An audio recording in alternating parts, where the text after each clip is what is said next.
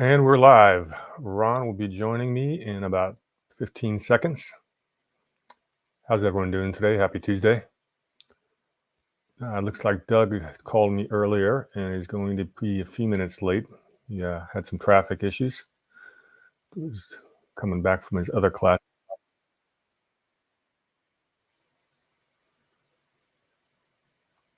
And I think Ron's about to jump in.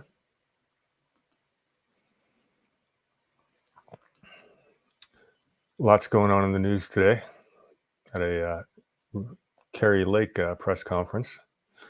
I think she's going to appeal the judge's decision, which we knew. And more importantly, she's rounding up and raising money for a huge ballot harvesting effort.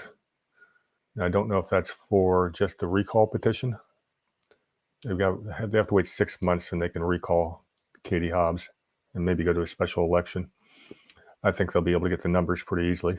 And then they're talking about really turning out a ballot harvest. In Kari Lake's words, judge ruled anything goes, so we're going to take advantage of it. And as much as we dislike the idea of ballot harvesting and all that stuff, you got to play by the rules. Republicans in California did a very good job in 2022 of ballot harvesting in the races where the GOP was backing someone. They did not do that for grassroots candidates, but that's a different story. But we've shown we can be effective at it. And I think Kari Lake's got a pretty big organization. I'm going to have to bring Ron in. Ron, not ready? Oh, God damn it, no. Sorry, man. My apologies.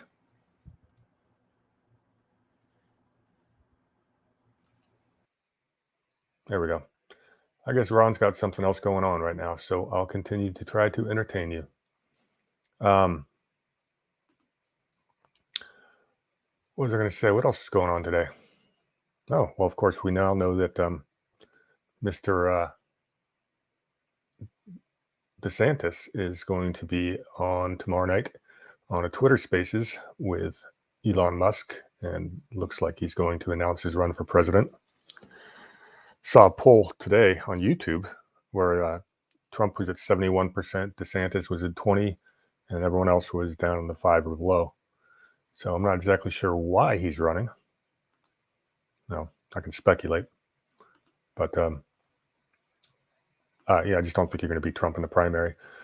My only thought is, because he's got some pretty smart people around him, they've got to figure that one of these lawsuits or criminal prosecutions against Trump is actually going to keep him from running his name off the ballot, in which case DeSantis would probably slide in as the favorite.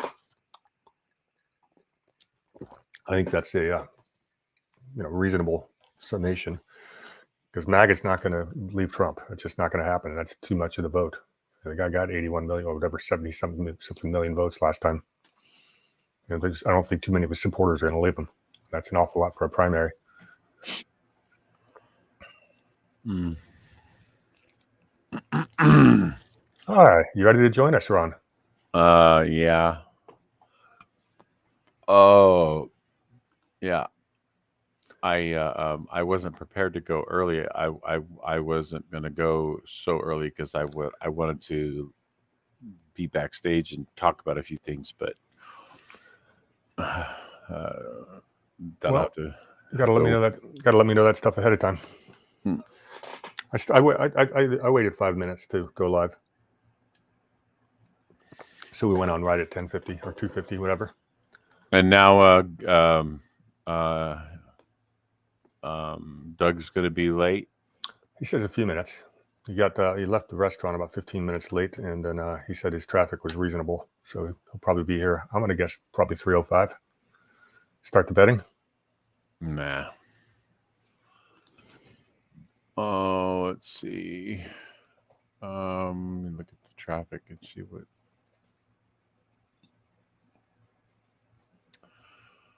the traffic is like. Oh, it's not good.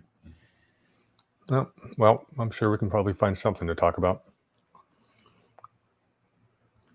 It's like, there's the red and there's like the freaking like magenta. And looks like there's an accident or something all the way up to Winchester. So you know that court case I've been following really closely for the last year plus is Missouri versus Biden. We got a ruling out of the Virginia judge, which you would expect to probably not be favorable. Hey, Chris. I gotta be more enthusiastic than that. Hey, Chris. Much better.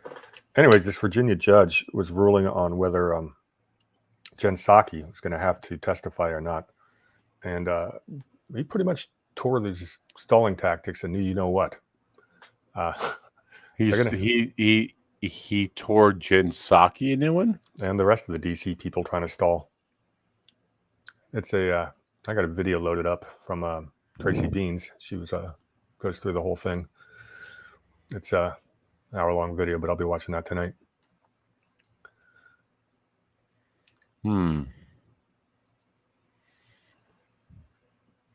That's interesting. Yeah, let me see if I can find you some key points.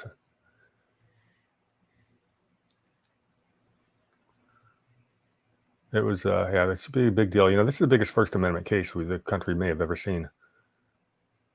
I mean, it's not like that's, you know, we can send people to jail or have them lose their job for First Amendment violations, but it's incredibly important.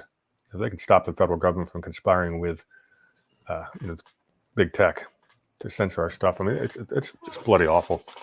There's something that came out about the DHS in their own words. I had a long discussion with Gordon last night after our show, and he was taking the position that everybody else takes in terms of the Second Amendment, that the Second Amendment is absolute, and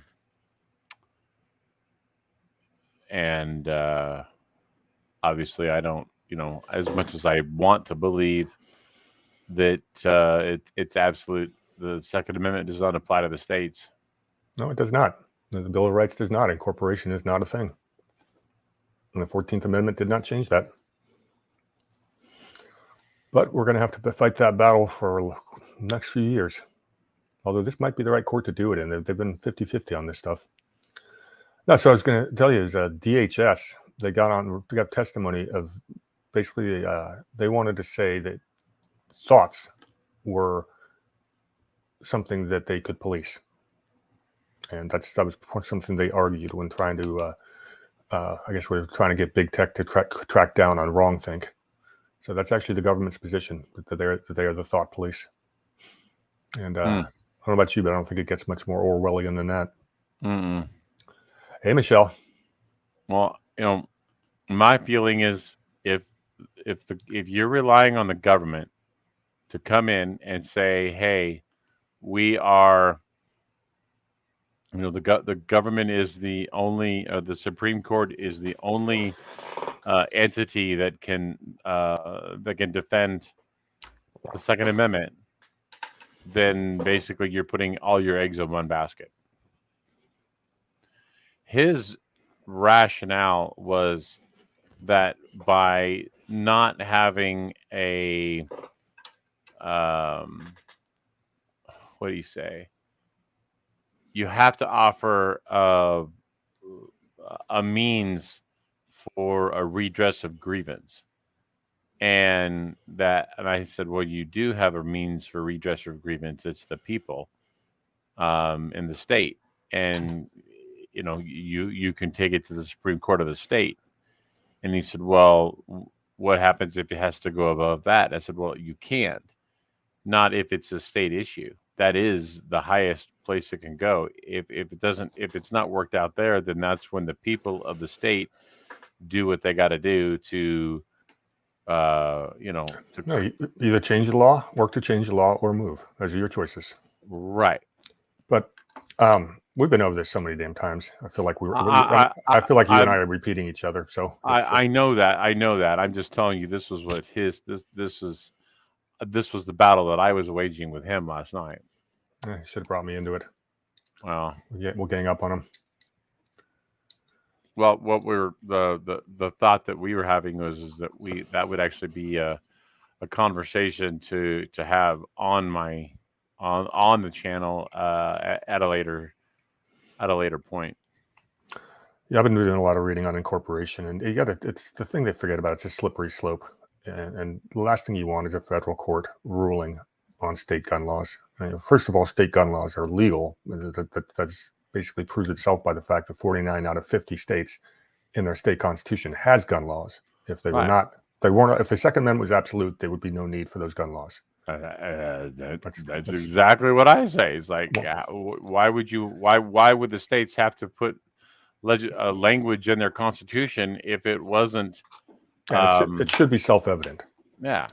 But that being said, if that's the case, and we both agree that it is, and since there's nobody here to argue with us, we'll accept that that's flat out truth. The only other question is, do you want a federal court ruling on state issues? And be careful what you ask for. Even if in the New York gun case last year, when you and I agreed on this, then you don't want the federal court weighing in at all. It's none of their damn business. Because what happens if you get a liberal Supreme Court? Now they can go in there and overturn, concealed carry laws? No, they have no business in it. They have absolutely no say. It is not a federal court issue. But we've just been conditioned as a country to go tattletale to mommy and go to the Supreme Court to fix everything the state does wrong instead of getting local actively and fixing things. Right. And now that everyone's seen how extreme the left is willing to go in the states where they have control, you're going to see, well, you're seeing people flee the state in droves when they're going to lose money and population and electoral votes and Congress seats. And that's going to continue to happen. They can bring in all the immigrants they want, but they can't make them legal, or they shouldn't be able to. Of course, what they did in the 2020 census by counting illegals was one of the most ridiculous things I've ever seen allowed.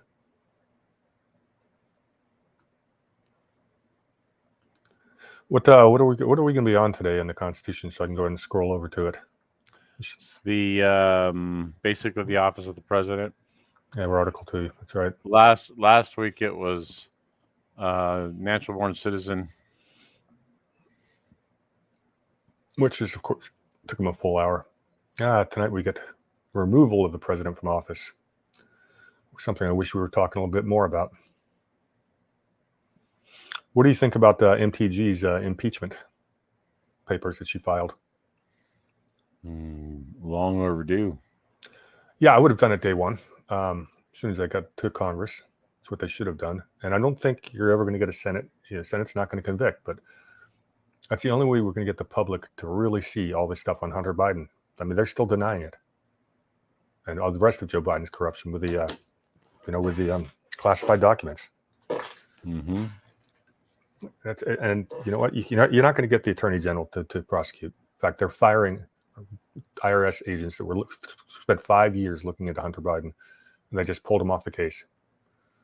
And now they're saying he's not a whistleblower. Well, if Congress doesn't have these guys in there testifying publicly, something's wrong. And of course, Merrick Garland's threatening them with criminal charges instead of giving whistleblower protection. That doesn't say Banana Republic. I don't know what does.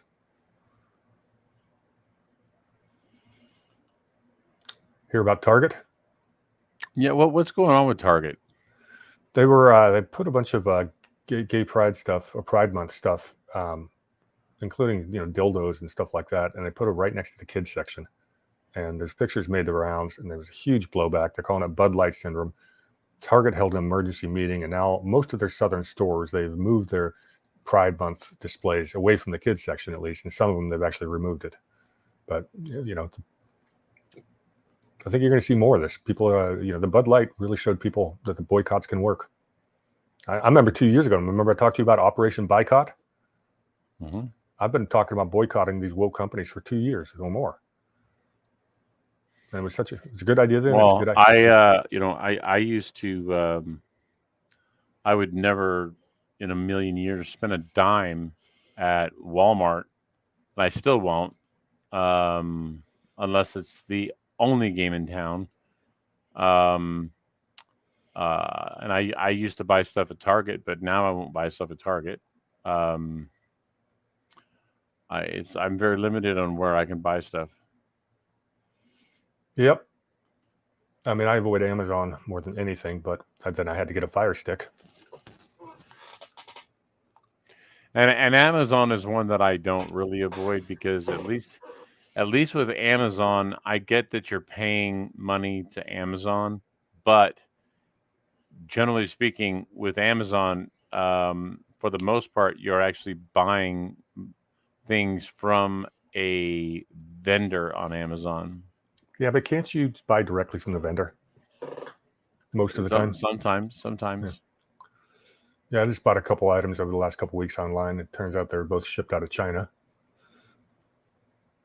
which I didn't know going in. So you can't be perfect on your boycotts, but some of the things you can affect. What I don't like is when something is shipped to me and it says it's delivered and it's not here. They tell me it's here. This is one that came from China, so I have no idea how to contact anyone. That would have to be frustrating. Mm-hmm. Don't tell me if it's delivered if it's not. Anything else going on in the real world? Oh, I saw there's a bunch of crap that's going on in the baseball world, specifically with the Dodgers and the LGBT crap. Yeah, I saw that. Uh, I expect I was gonna give you a hard time about that one. Making me want to vomit. Yeah, well, it's pretty funny. You got an awful lot of Hispanic and therefore Catholic fans, and you're like half of them in LA. I would think they would, I don't know, at least send a message, but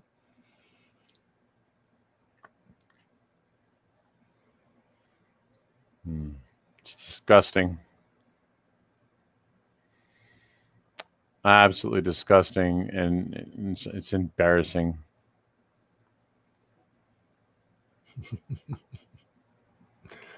yeah, well, can't get away from that stuff sometimes.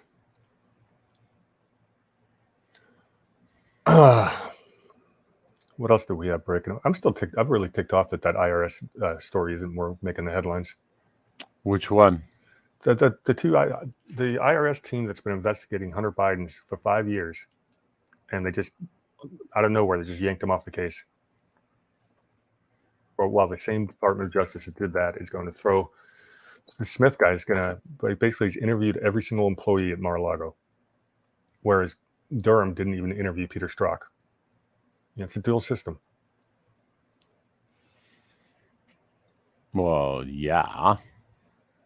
But it's so in your face right now, and the frustrating part is you talk to people on the left, and they don't see the hypocrisy. They're intentionally, willfully blind. They have no principles.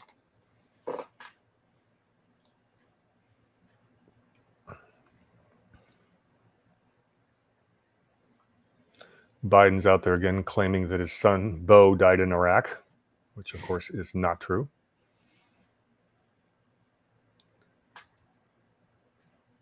Here we go. Here's a good one. Did you hear about how Ford was going to put together plans that they're going to stop putting AM radios in the cars? Mm-mm. Yeah. Well, obviously, what's the target of that? Conservative radio. Mm-hmm. Well, there's enough outcry that Ford's backing off on those plans. But they did think of it, and they did propose it.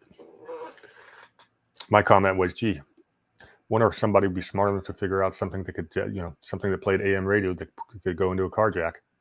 A little portable device. It's not that tough to get a radio. It's a very old invention. Mm-hmm. So that one was stupid on many levels. But yeah, it's the same stuff. What was it last year when all the Hispanics, or people down by the border, were all, basically registering Republican? And what happens? But Soros goes out and buys out like 17 Spanish-speaking radio stations. Remember that one? I do kind of remember that. Mm-hmm. Yep, they're trying to monopolize all the information they can. They do not fight fair. I do actually remember that.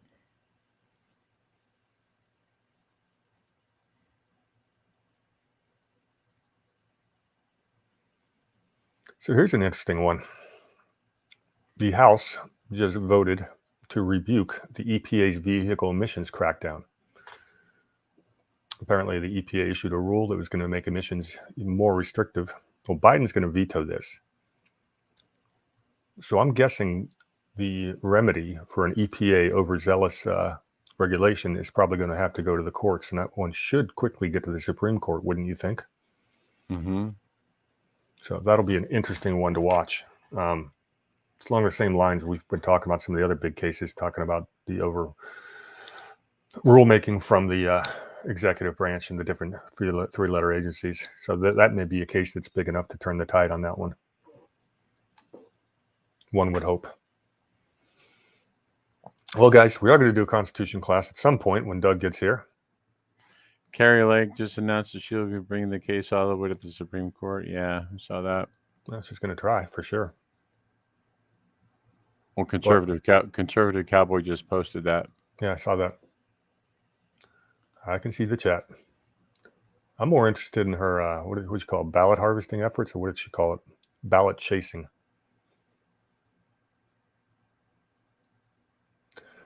New IRS whistleblower letter suggests the DOJ interference in a Hunter Biden probe dates back years.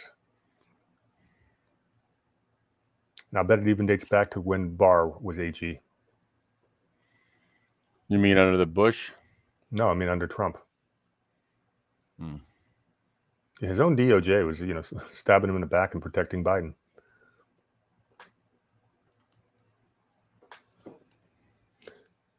Not sure how you clean out the entire DOJ, but it needs to be done if we get the right person back in. It's POTUS. Yep, we just talked about that, cowboy. Ballot chasing. Like I said earlier, before you got here, hey, there's Doug. Like I said before you got here, that worked in California. The GOP did some good ballot harvesting here and took back some seats. So play by the rules as they are and then try to change them. Hello, Doug. Hello, gentlemen.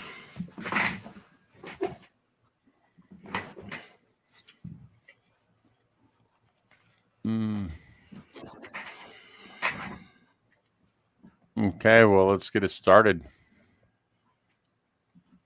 Yeah, just as a side note, for those of you who visit my blog, politicalpistachio.com, so far on Sunday, they unpublished 22 of my articles. Yesterday, 27.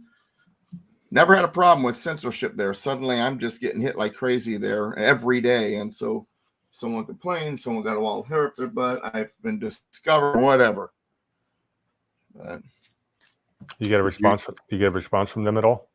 Do you have the articles I've archived? got all that available. 90% of them are actually less than 18 about the Reconstruction period. Interesting. So apparently my take on the Reconstruction period, and I'm guessing the citizenship clause of the 14th Amendment has them got a wild hair up their rear or something, but anyway. If you're not getting banned, you're doing something wrong. Yeah, that's why that's one of my sayings is you're not ticking them off. You're not doing it right. All right. Hi, everybody. Sorry, I'm a little bit late. Got on the road a little bit later than usual. And I tell you, man, a difference of 5 or 10 minutes coming out of Fallbrook can mean a mess load of traffic. Holy moly. Unreal. That's the reason why I tried to get out of there before too, but got out of there about 2:15 and I paid for it. All right. Conservative Cowboy, what is new on your case against Kamala Harris? 3 Tuesdays ago, we filed a writ of certiorari with the United States Supreme Court. So we're waiting for a response on that.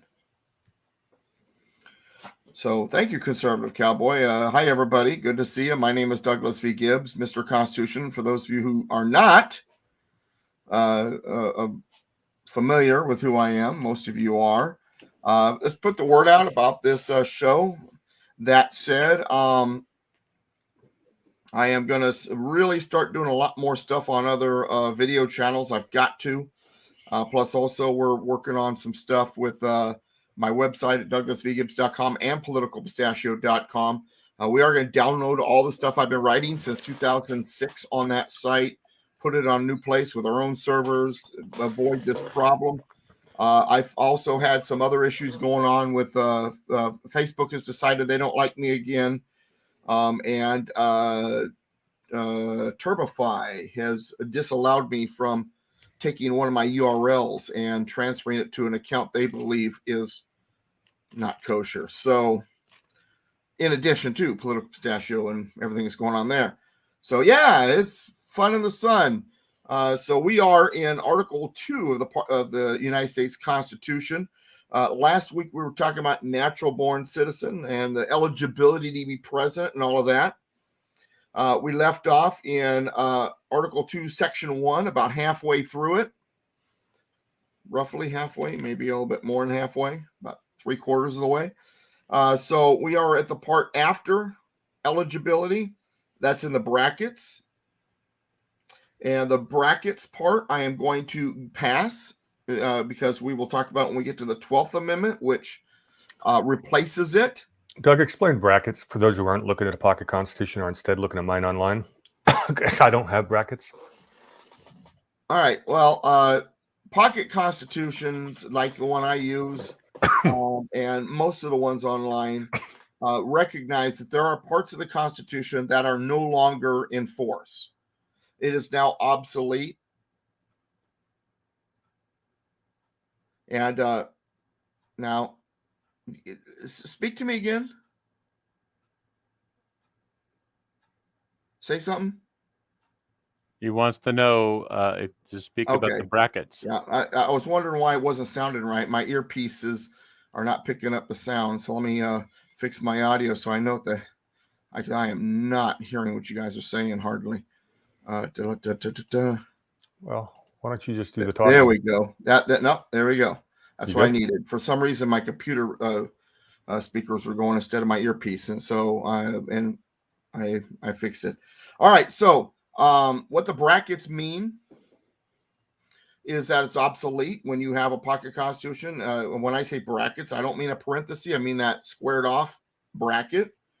And what you'll notice on the section that reads at the beginning, in case of the removal of the president from office in Article 2, Section 1, that whole section, that whole paragraph is no longer in play because of the 12th Amendment. The 12th Amendment repeats a lot of this language, and then it changes a few things also. And so those changes are reflected in the new location. So if ever you are looking at a pocket constitution or online where you see something is in brackets, that's typically what that means. I'm surprised that yours doesn't have it in brackets since it's no longer in force. You would think they'd have done something. Well, if you look down here at the bottom, it says note, Article 2, Section 1, Clause 6 has been affected by the 20th and the 25th Amendments. So they say it's been affected. They just didn't give any detail. And I said 12th, and that's actually not true. It is the 25th. I'm sorry. All right. So 12th or 25th Amendment. But anyway, when we get to the 25th Amendment, then I'll refer back to this section. There's no sense in getting into it because of the way it changed, and it's better for another time. So I'm going to go to the section after that, the next paragraph after that. That begins, the president shall at stated times. And what we're talking about on this is the money. So the president shall at stated times receive for his services. Notice the language is interesting because who was it? Barack Obama called them professional politicians. The language of the Constitution doesn't match that. So it says the president shall at stated times receive for his services a compensation, not an emolument, not a salary, a compensation, which shall neither be increased nor diminished during the period for which he shall have been elected, and he shall not receive within that period any other emolument from the United States or any of them. This emolument clause, one of the two emolument clauses that are in the Constitution, the other one has to do with foreign emoluments, which they tried to hammer on Trump with. What this is about is how the president gets paid. You notice it says neither increased nor diminished. They were trying to guard against the potential of Congress saying, hey, if you veto this, we're going to drop your pay. So once the person is president, whatever it's set at that time, the compensation remains the same. Now, there have been presidents in the past, and I can name two off the top of my head, George Washington and Donald Trump, who said, I don't want a compensation. When Washington did that, Congress said, you have to. It doesn't say that president may receive a compensation. It says shall. The word shall means it's mandatory. So anytime you see the word shall in the Constitution, that means it's mandatory. Therefore, the president shall, at stated times, receive for his services a compensation. So you shall, Mr. Washington. So what George Washington did is he wound up taking $1 a year. That way he got his compensation, but it wasn't this massive amount. He believed he was serving. He believed it was not a job that should be paid, or at least he wasn't willing to be paid for it. And then once again, it doesn't increase or diminish during the period in which they're elected, once again, to do away with Congress playing games. And he shall not receive within that period any other emolument from the United States or any of them. The United States being any federal money. One wonders how this works out because, for example, I receive monies for my military service, which is a federal emolument. And so if I were to one day be elected president, would that mean that my federal emolument, my veteran money, would that stop during that time period? I would say yes, if they want to be strict to the letter of the law. But I am curious if they do, how they do it, and if they do that. That said, after it says from the United States, it says, or any of them. That plurality, that them, those are the states. So while you're president of the United States, you're not supposed to be receiving monies from any other federal source or state source. Pension, appropriations for things, whatever. So once again, we're trying to guard the best we can against corruption. You're never going to get totally rid of corruption. A piece of paper, a constitution cannot completely eliminate corruption. Corruption is not the fault of the Constitution either. It is the fault of human nature, and human nature exists whether you've got a great document or not. But you can put in checks and balances and provisions to try to diminish the chance of corruption, collusion, things like that, the best you can. That's one of the reasons why the Constitution of the United States has been so successful for so long, because it does have in it mechanisms that are designed to reduce the likelihood of corruption, collusion, and so on and so forth. That's why we have a Constitution that has lasted well over 200 years. When we get to the anti-federalists and their arguments, if you really pay attention to what they wrote, wasn't really as much against the Constitution as it was against human nature. Yeah, but even though your Constitution says this, they're still going to do that. That's not the fault of the Constitution. That is the fault of human nature. All right, next clause. This is the oath of office. Listen carefully to the words. They're enlightening. Interesting. Before he enter on the execution of his office, he shall take the following oath or affirmation. Notice there's a choice there. Oath or affirmation. An oath is to God. An affirmation is not. There were religious sects, S-E-C-T-S, for those of you hard of hearing, that believed that swearing an oath to God was a sin. Swearing to God was a sin. So an affirmation was made available. There may also be someday in the future, reasoned the founding fathers, those who may not believe in oaths for other reasons. Therefore, an affirmation is available. So, president shall take the following oath or affirmation, quote, I do solemnly swear or affirm that I will faithfully execute the office of President of the United States and will, to the best of my ability, preserve, protect, and defend the Constitution of the United States. This is the only oath in the world for a country's leader that is to a document. First of all. Second of all, there's some words that are left off. You're used to hearing. That's not there. 4 words. So help me God. So help me God was added by George Washington. He's also the one that put his hand on a Bible. This is not in the Constitution. This is a tradition that was begun by George Washington.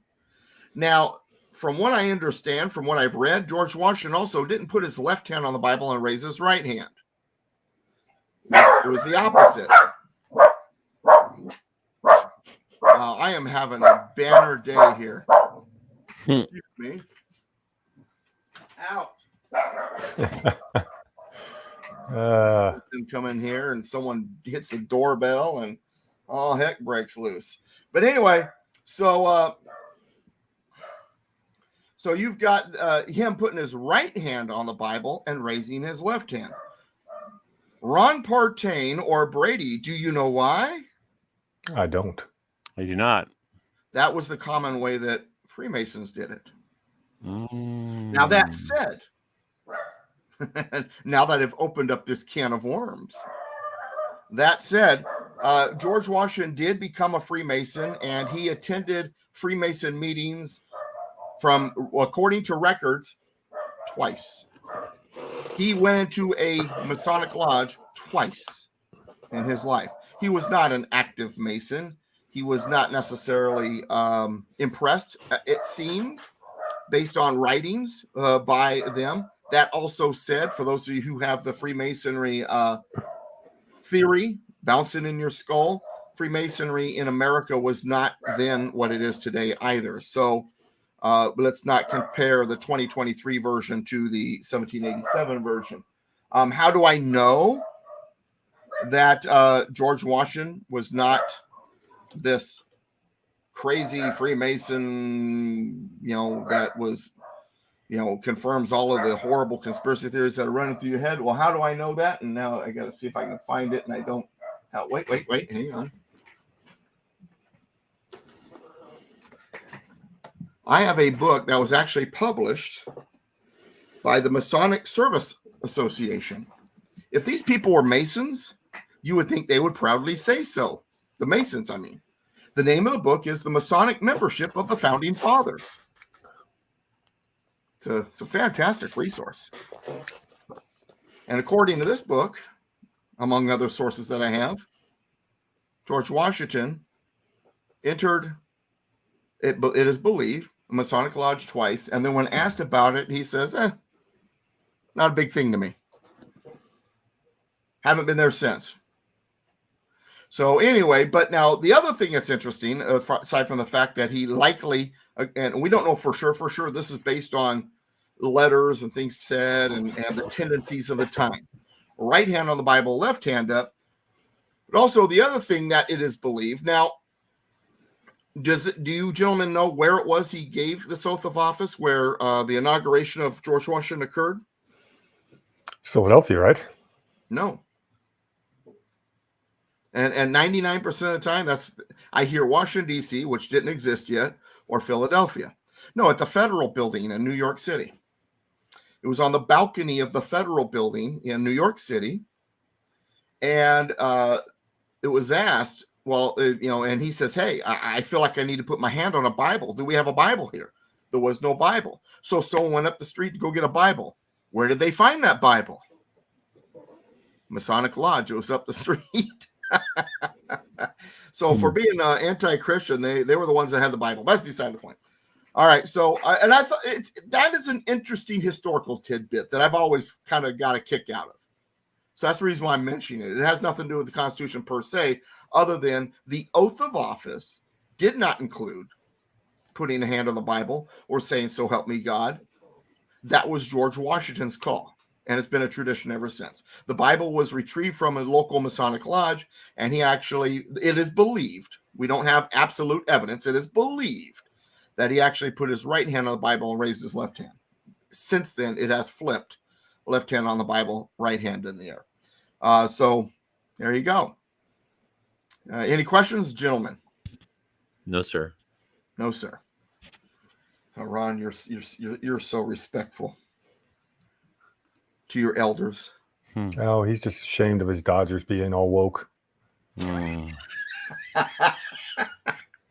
All right, so let's continue. So that is the end of section 1. Oh, gentlemen, you are a hoot. So let's get to section 2 of Article 2. Now, this is an important part. Let me give a little background here.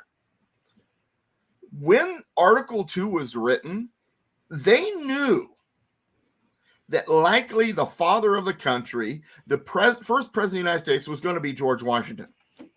When they wrote this, I firmly believe, I don't have firm evidence that shows me this, but knowing the founding fathers as I do, I'm a firm believer they wrote it with George Washington in mind. First of all, George Washington is an interesting fellow because he was tall, handsome, charismatic, carried himself in a confident way. When he was in the room, people noticed and people listened to him. He was that kind of guy. He could move a room. He was also a good study, quick learner.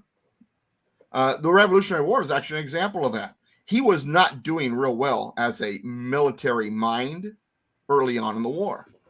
As time passed and as people gave him advice, his tactics, his strategies, his ideas altered, and he became quite the mastermind in certain situations when it came to military strategy, planning, tactics, and so forth.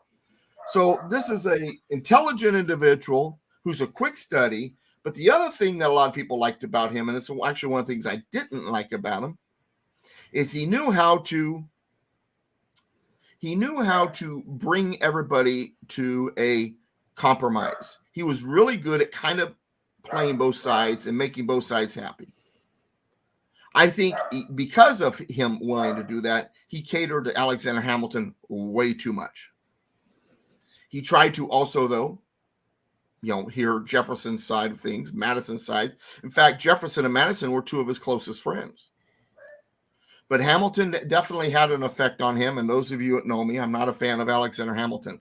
Alexander Hamilton was his scribe during the war. He respected Alexander Hamilton for his abilities, not for necessarily for his beliefs. But also, George Washington kind of leaned in Hamilton's direction on certain things. He did believe that America was the next great empire. He believed that the government had to have some might to it, some central authorities, maybe a little bit of consolidated powers to achieve that. He wasn't necessarily as far as Hamilton on that, but he wasn't necessarily a Jeffersonian on those issues either. So he was an interesting individual when you break him down. But now, when it comes to the commander-in-chief and being commander-in-chief, this general from the American Revolution, this idea that the president was going to be a military man who, if needed, could grab hold of the military and do what needed to do. This was the idea. But on the same token, in the back of the minds of these people as they're debating, they don't want a standing army. They don't want the military to be too strong. You've got to find that happy medium. We've got a military guy. We want him to have the ability to use the might of the military when necessary, but we don't want it to be used against the American people. We don't want it to be abused. We don't want the office as commander-in-chief to be abused.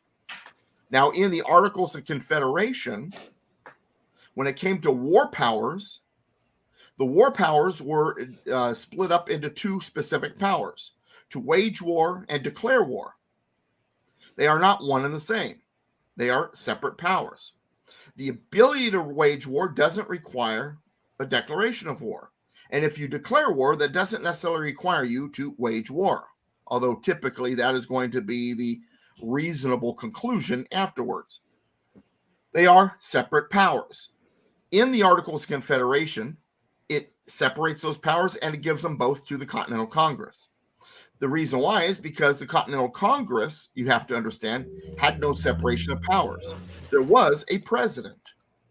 The presidents back then served 1 year, but they were like the prime minister in the parliament in Britain. They were also head of the legislature. So we didn't have separation of powers with our Continental Congress under the Articles of Confederation or the couple of years prior to that under the Declaration and just trying to be independent. So this idea of having now a separation of powers got them thinking. We want to be careful. We want a leader that has enough power and strength to wage war when necessary, but we don't want him to abuse it. We want checks and balances. We want to make sure that no part of government can operate too easily on its own. But at the same time, the president, as commander-in-chief, needs to be given the ability to wage war if he feels it's necessary. How do we do this to make sure all parts of that is what we want? So what you do is you make the president the commander-in-chief of the Army and the Navy, the military. He has the ability to wage war. But that war is dependent upon a few things. Now, if that war is going to be formally put out there to the rest of the world that you're in the state of war, then you're going to need ability to declare war. But they give that to Congress.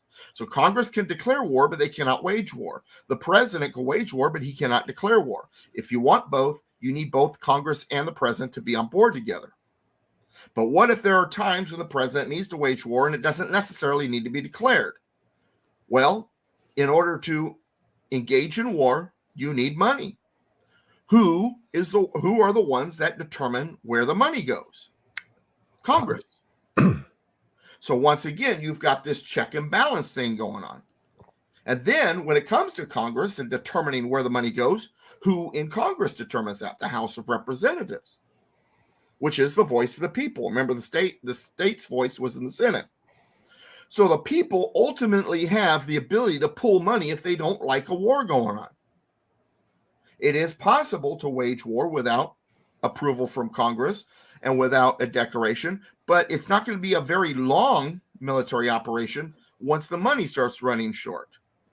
So while technically a president doesn't have to get congressional permission to begin waging war, if he wants to continue waging war, he does. So that allows for emergencies, but it also puts the check and balance in there. So that's what was going on here. So the president shall be commander-in-chief of the Army and Navy of the United States and of the militia of the several states. So he's commander-in-chief over the military and the internal security forces, the militia, when called into the actual service of the United States.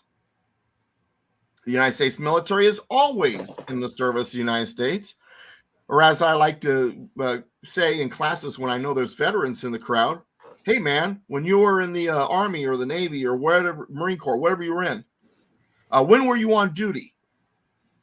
24/7. You are expected to be ready to roll. You are expected to fight. You are expected to be on base if necessary. 24/7. If you are called, you had to be there. You are always on duty per se. You are always in the service of the United States. Therefore, the commander-in-chief is always your commander-in-chief, no matter the situation. But when it came to state militias, that's different. The state militias, if you go back to Article 1, Section 8, have to be called into the service of the United States by Congress before they can be deployed by the president. So the president is commander-in-chief of the militias when they're called in the actual service. Well, if they're not called in the actual service, he's not their commander-in-chief. The governor is. When they are called in the actual service of the United States, then the president becomes the commander-in-chief. Now, this brings up an interesting question because I'm asked all the time, well, gosh, Doug, so the president, can the president call for martial law? And my response is, I thought I had a water in here and I don't, dang it. But anyway, well, the president can't call for martial law. I mean, he can say he wants martial law, but who carries out martial law? The military or the National Guard? Well, the National Guard, which is part of the militia. The military is not supposed to be used domestically. Now, technically, I think the National Guard is part of the military and not a militia like they claim as per the 1905 Dick Act, but that's beside the point. So in order to put martial law in place, the militia then would have to be called in the actual service. So in other words, the president can say, I want martial law, but if he has no militia to deploy, martial law doesn't happen. The Congress can claim they want martial law, and they can call the militia up in actual service, but if the president doesn't agree, then they can't be deployed for that purpose. So if there is ever to be martial law, legally the way to carry it out, and I know that there are certain presidents in our history that didn't carry it out legally, go through the process properly, and I'm not going to get into names right now, but one of them starts with L and ends with N. But anyway, but it's supposed to be both are in on it, both the Congress and the president. So now when we get to like when there's been times in recent history where the National Guard, state militia would fit there too, was called to Washington, D.C. to take care of some business. They wound up sleeping in the parking garage. And the person who was president, Donald J. Trump, and the person who was behind making sure that they got called in the actual service, Nancy Pelosi, weren't necessarily in agreement on things. You'll notice, if you remember at that time, the National Guard got called up, but they really didn't do anything. I wonder if what I'm getting ready to say is the reason. And that is because Congress has no authority to deploy them. You can call them up. All right, guys, come on in. All right, we're here. Well, what do we do? Well, the commander-in-chief is not around, so we'll have to wait. Trump was still commander-in-chief.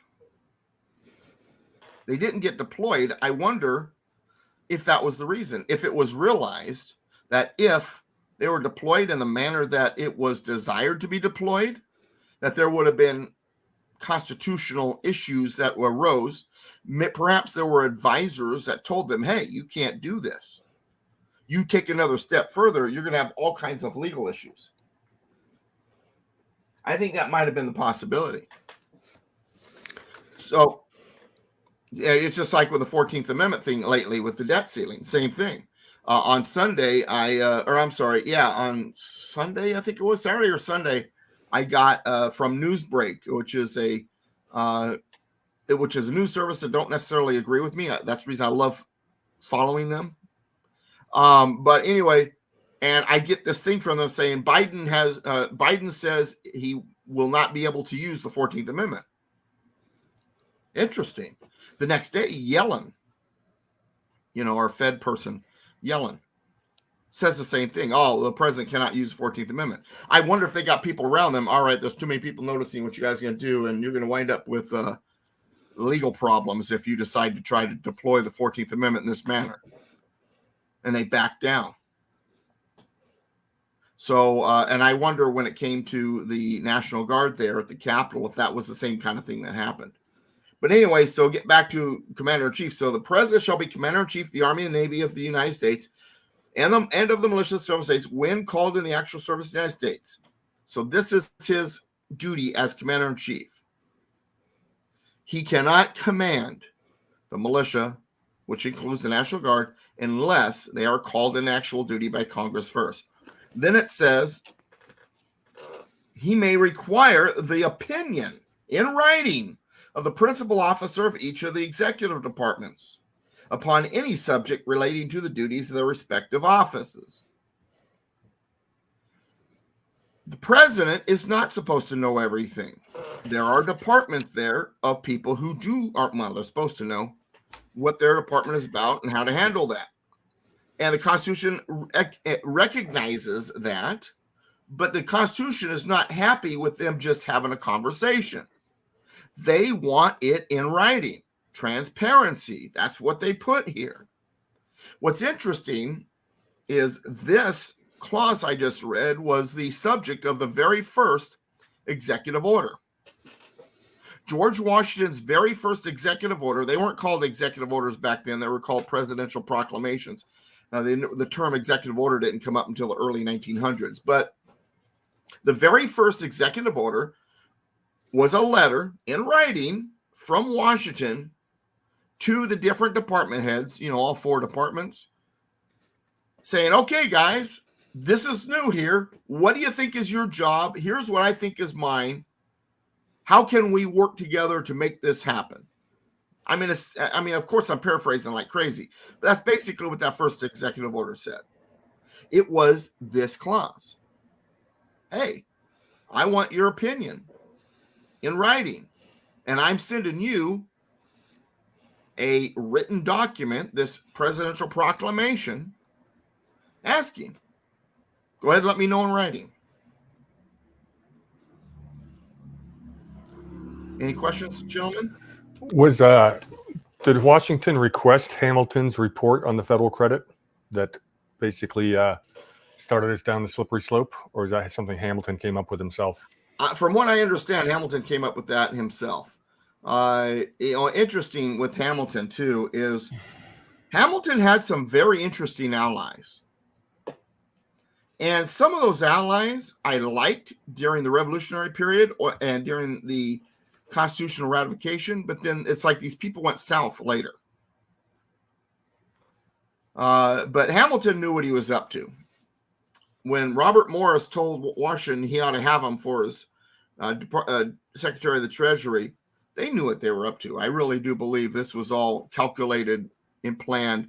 Hamilton, I think, knew exactly how he was going to utilize Washington to his advantage to get the America he wanted. I believe, I don't know for a fact, but I believe that Hamilton initiated all of those things. I don't think Washington was asking, hey, by the way, what's up with your, your screwy work of the economic system, through manipulation of the monetary system. Go ahead, send it to me. I don't think Washington was overly concerned about that. I think it was Hamilton saying, hey, Washington, I got some ideas here. Shall I give you a report? Sure. That's how I think it happened. I don't know for sure. I don't have absolute evidence that tells me one way or the other. So to answer your question on that, I'm not 100% for sure, but I believe that's how it went. I have read all of Washington's executive orders in the past because there's so many of them, 8. But I only remember 2 of them really well. The very first one and Thanksgiving Proclamation. I'll have to get back into my studies, and I am getting lax on some of the stuff that I'm supposed to be remembering. Yeah, I'm always going to be of the opinion that Hamilton was getting ideas from outside sources. Robert Morris, particularly. Hamilton, although Hamilton was a brilliant orator and writer, long-winded though he was, he did not have an economics background. He worked in a merchant marine ship. Well, I think he had his economic ideas going in, even though he wasn't necessarily someone with that kind of background. Perhaps that's why he was so far off target, is because of the fact that he really didn't understand true economics. I mean, think about this, and I say this all the time, people. If people really understood supply and demand and the mechanisms of the theory of economics, would they be Keynesians if they truly understood? They might be. Thomas Sowell has basically said if they understood economics, they wouldn't be who they are. Yeah, but if they were communists, they understand economics and they do it anyways. And they don't like it anyway. Yeah. They even make stuff up along the way. Anyway, all right, let's get back on target here. Let's see. And you shall have power to grant reprieves and pardons for offenses against the United States, except in cases of impeachment. Somebody asked me last night about that because we're in the same section in Chino right now. And someone in the Chino class asked me, well, is there any limit to how many pardons he can give? Not according to the Constitution, no. Whether or not they have developed limits since then with internal rules, I don't know. But from a constitutional standpoint, no. So if he wants to, if the president wanted to pardon over 1,000 people who were, say, hypothetically arrested for and charged because they exercised their First Amendment rights, near the Capitol building, let's just say, hypothetically, he could pardon every last one of them if he wanted to. Just saying. And Joe Biden can pardon the entire FBI. He can pardon Hunter Biden. He can pardon Hillary Clinton. This is true. He can pardon a lot of people. I don't know. I'm willing to bet he's going to. I don't know if this is stepping on ground that could be hazardous, but I'm going to say this anyway. I have been very enlightened. They didn't tell me anything I didn't know, but it's enlightening to hear what they've had to say, listening to a couple of these testimonies of the FBI whistleblowers. Very, very elucidating. It came out today that the IRS investigation into Hunter Biden, which goes back 5 years, was being interfered with before Biden even came into office. So that would mean under Trump's DOJ and FBI. And the fact that they were taken off that case by the DOJ is rather remarkable. That there's not there should just be outrage coming about that one. And we need to get all of those people testifying in front of Congress. And it should lead to the impeachment, at least of Merrick Garland. And you're not going to get an impeachment because the Senate, the Democrat Senate, will not vote against their own party. But we can at least get everything entered into evidence so that people can actually see how corrupt the system has become. Right. And By the way, I noticed your conversation with a conservative cowboy. Yeah, that's true when it comes to the 14th Amendment and the provisions in the 14th Amendment. President can't unilaterally enforce those provisions. It has to start with legislation. So getting back to our conversation earlier about the president of the United States saying, well, we'll just circle around Congress and use the 14th Amendment to force the debt ceiling up. Well, wait a second. If you're using the 14th Amendment clause, what does it say in the 5th section? And Doug and I, we talked about this on the air on Sunday night on for the Republic. I made the comment that Article 14 really should have been broke up into two different amendments because the first three clauses have nothing to do with the second two. Amendment 14 really should have been broken up into three because I would separate the citizenship clause too, to be honest with you, as its own separate animal. And I probably would have put something in there that says, no, this does not incorporate the Bill of Rights. But I'm there with you on that one, brother. Mm-hmm. There's been a lot of work done on that too. I've got a couple of books that I need to read. People who agree with me on that and have done some real work about the discussion during the congressional debates regarding the 14th Amendment. It's funny because I have a lawyer friend of mine who's very, very, very conservative in his thinking, but very, very liberal in his progressive, even commie like in his view of the legal system and judicial games that they play. And he says to me, well, Doug, when it comes to, that we really don't know exactly what they were thinking in their minds when they voted. Yeah, we do. There's a congressional record. They talked about it. But you can't interpret, what they were thinking. So that's why we interpret the law. We do know what they were thinking because they said it. It got recorded. And the majority of them were not in favor of using an incorporation of the Bill of Rights of States. And that wasn't an idea that just suddenly popped up during that congressional hearing either. I mean, discussions of that kind of thing goes all the way back to the original convention.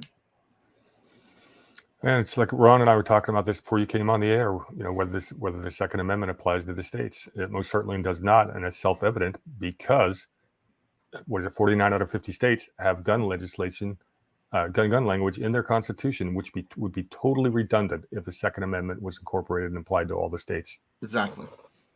And then someone says, "Oh, so you're saying the states can pounce on my right to keep and bear arms?" No, I'm not saying that. I'm saying that the piece of paper called the Constitution doesn't keep them from doing it. The fact that that's your God-given right, and you're supposed to be negotiating, working with your state, determining whether or not they've gone too far. I know it's shocking, but you're supposed to be involved in the civic process. But- Amen. Yeah, and that talks about the with the Missouri v. Biden case heating up again, whether whether the federal government they are violating our First Amendment rights left and right by conspiring with corporations, but they aren't making the law, so they're not necessarily violating, because it does say Congress shall make no law Right. prohibiting that. They're just basically doing it because they want to. Well, like I tell people, if Congress shall make no law, then that means that the executive branch shall take no action and the judicial branch shall make no ruling, because the rulings and executive actions depend on the law existing. Which means they are operating outside the law. Right. Exactly. They're not supposed to do that, Doug. Well, you've heard what I've got to say. Are you ready, folks, for this one? Why do they? My favorite, matter of fact, I get this in my class a lot. Well, then how is it they're doing all this stuff? Because liars lie, criminals act criminally, thieves steal. So, tyrants act like tyrants, because that's what they do. And it takes more than a piece of paper. It takes, because see, the piece of paper called the U.S. Constitution is sort of like our paper money. What makes sure that your paper money has value? Two things. Number one, because we believe it does. And number two, the might of our system. You could say the United States military, for that matter. Okay, Constitution is just paper. If you don't believe it has value, and if we don't have the might of the American people behind it, it has no value. It's just paper. It's like fiat currency. It's printed, but it means nothing. We have to believe in it. We have to understand it. We have to be willing to stand firm for it. If we don't, it's just paper with ink on it. And we need to understand these principles if we're going to stand firm on them. And, and I tell people, understand the Constitution is the first step towards activism. How can you, and I know this is redundant for a lot of you, but I'm going to say it anyway. How can you fix the car in your yard if you've never read the owner's manual and you've never fixed a car? And you don't understand how it's supposed to properly operate. You go out there with your wrenches and you start turning things, you take this off, you move this around, but you have no clue how it operates. You're going to do more damage than good. You need to be a mechanic. You need to read the owner's manual. You need to understand how to fix these things. You need to understand that alternator is what its purpose is and why the belt that is on it is necessary and so on and so forth. You need to know these things. And you don't know these things just but through osmosis. You need to understand the owner's manual. You need to understand how these things operate. And while mechanics do have meetings every once in a while, and meetings are great, the car doesn't get fixed until they get out there and do something. And so when it comes to the Constitution, my role in this process of restoring our republic is to help you understand the owner's manual so that you know which wrenches to turn. I want to make you a constitutional mechanic. I am active. I want you to be even more active. I want you to take this information you learn, and I want you to run with it. And I don't know if Stephanie's in the chat room right now, but she's a great example of someone who did. She learned this stuff, and she told me straight out that I was one of the big influences. She's now vice chair of her county central committee, because she got to understanding what the Constitution is about and says, whoa, we're way off here. I've got to do something. And she did. That's the purpose of these classes. That's why I come to you each week here. I want you to understand this document. I want you to say to yourself, gosh, now that I know how the car is supposed to run, no wonder it can't make it up hills. And it's spitting and sputtering. We need to do some work on it. Here's some wrenches. Be a constitutional mechanic and let's get this thing operating proper. Because, man, once you understand the Constitution, what happens is you pop the hood and you take a look and you're like, whoa, I'm surprised it can even run okay on downhills. Time to fix it. If you don't know your rights, you are being Colonel Devil Dog. Yeah, I guess you could say it that way. So, ladies and gentlemen, it's been a pleasure. Sorry I showed up late. I try not to get too late here. It just was one of those things. I have a soft spot for little old ladies that are eager to learn the Constitution. I have lunch with my Fallbrook class typically after the class, and then I leave no later than 2, and I didn't get out of there till like 2:15. So and then when I called Brady, he says, "Yeah, lack of discipline." Okay. Going forward, we Ron and I have been starting the show 15 minutes early. Probably gonna do it 5 minutes early going forward.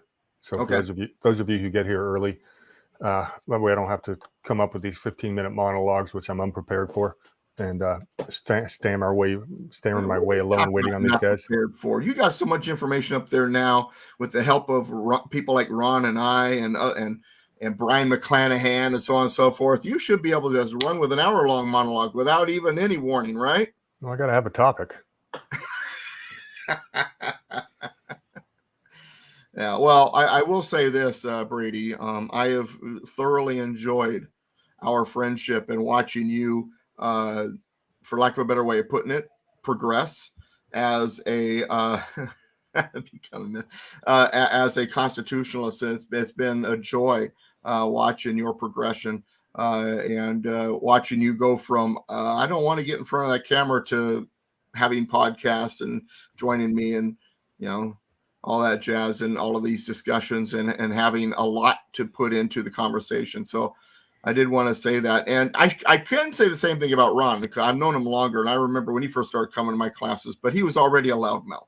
But now we just got his loudmouth and kind of learned to help him direct it in the right, way. and we've convinced him to quit talking about the Dodgers so much. Well, it's easy to not talk about the Dodgers when they're freaking pushing the LGBT crap. Yeah.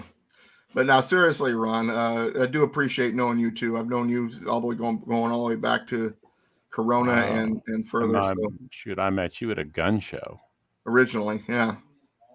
But watching you gentlemen progress constitutionally and having you guys as friends have been a big deal to me. So I do appreciate it. So Chris L in the chat room says, becoming Mr. Goodwrench via Douglas V. Gibbs. So, thanks everyone. See you next week. On that note, we'll see you guys next week. You guys stick around for a second. And we will see y'all. Is next week Memorial? Yeah, I'm actually not going to do a Monday night class, but I can be here Tuesday. Okay. United we stand, combined we kick butt. God bless America, my friends. God bless you. Thanks for spending the time with us. DouglasVGibbs.com, politicalpistachio.com. Getting ready to renovate everything on my online presence. Can't wait till it happens, and I can't wait till we see each other again next week. So we'll see you then. Alrighty, guys. Thanks for your time. Cheers.